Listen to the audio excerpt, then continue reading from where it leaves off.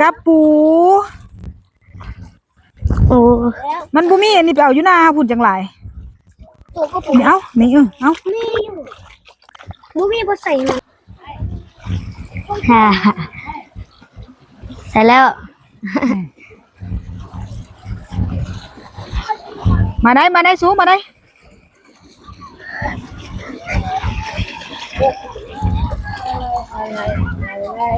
อันนี้ต้นใหญ่แล้วเนาะต้นน้อยๆก็ยังมีเนาะอันนี้เนาะแย่เฮานี่นะเอ๊ะ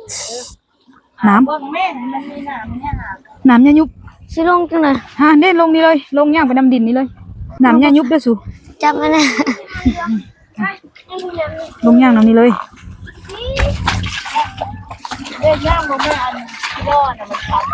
ฮะ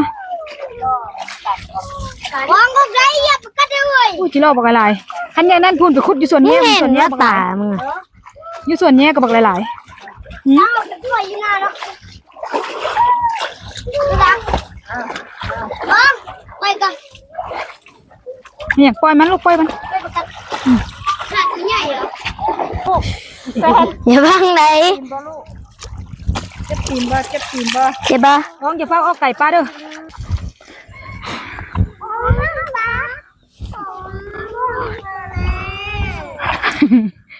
อ๋องเบิ่งป่าแน่